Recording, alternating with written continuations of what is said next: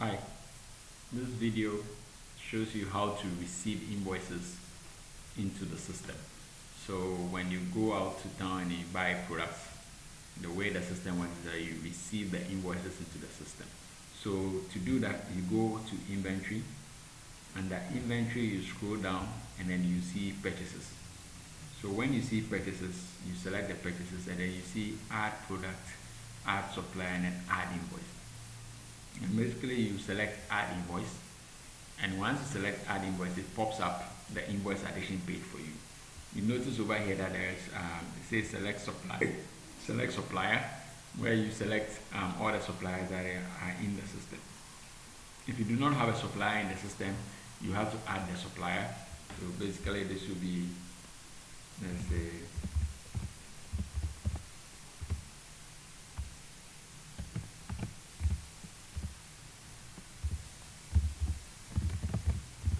you add a pharmacy, you add their phone number,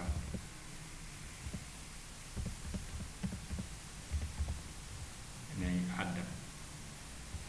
So you add the supplier to the system. So before you do that, then you make sure that you add that, and this is the supplier that I just added.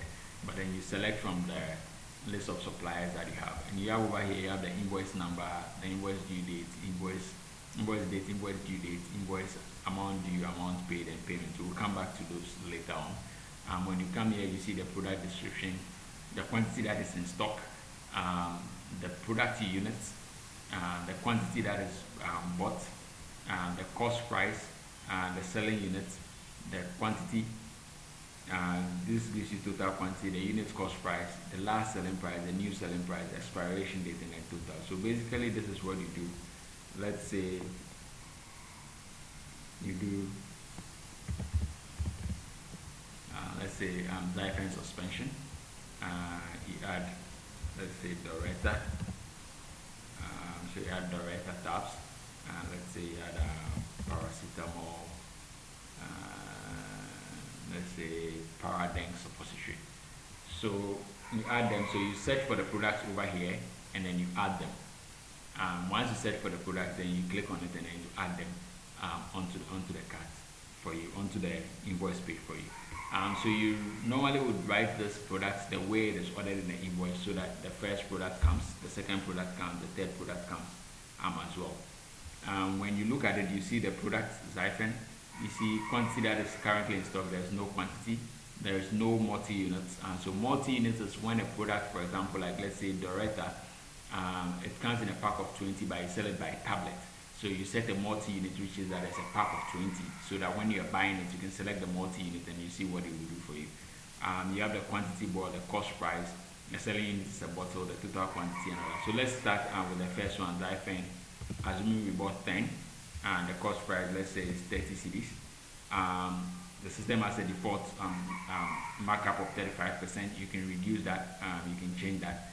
Let's go to Doretta. So let's assume Doretta, when you're buying it, normally they sell it in the pack. Right? So you bought, let's say you bought 2 packs. The system quickly realizes that your units that you're selling is you have 40.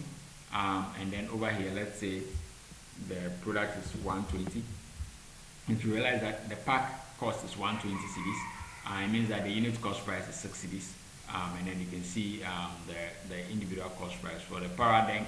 Assuming this one comes and you bought, let's say, 20 suppositories, one cost 10 cedi, and then you can see the selling price over here. So when you have the system, it gives you a previous selling price that you know and that you can know of. And then you also have the expiry dates that you set over here. So you can set the various expiry dates for the product. You scroll down. When you click here, you scroll down. If it's not 2024, you scroll down to the year, and then you select the expiry date. So this one, let's say this is the old expiry date is the same. This one, for example, let's say it's 2025 October. So you select the expiry date, and then you can see that over here the total prices, the prices have been calculated over here. You can edit the prices. Assuming you want to make this 41 cedis, you can type in.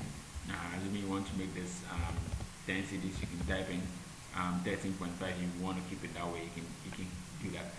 You can also click over here when all the products that I click. Assuming you want to make the markup 40%, you can change the markup to 40%, and it will affect everything that is clicked over here. The markups will automatically affect everything, so you don't need to change the markups one by one, and you do that. So when you do that, each line, there's a total over here. The total actually gives you the total for that particular line, and then at the top it gives you the total amount that is supposed to be on the invoice before discount. So when you come here, you put in the supplier, select, let's say you select the supplier, you put in the invoice number, put in the invoice number, the due date.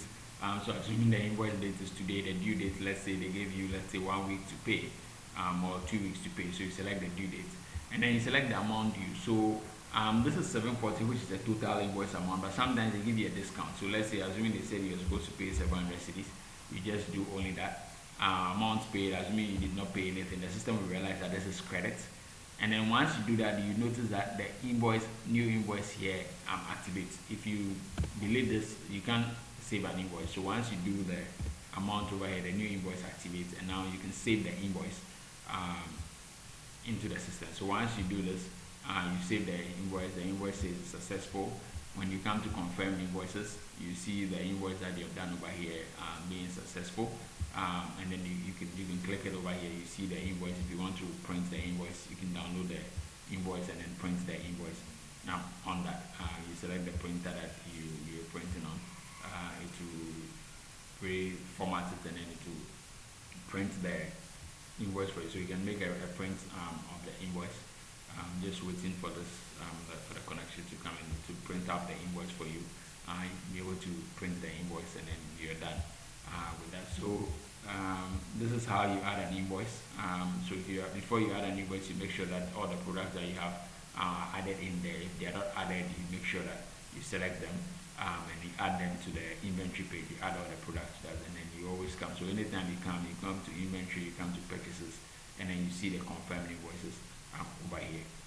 Once you're done with that, the system keeps track of the payments that you've done. So you can see this is the payments. When you scroll down, you go to what we call payables, and the system will show you the invoice that you've done, the amount on the invoice, the amount paid, the balance. So if you owe your suppliers, it will just come here. You see all the suppliers, and then you can see that, okay, this is an invoice, this amount that I owe them, this amount that is due.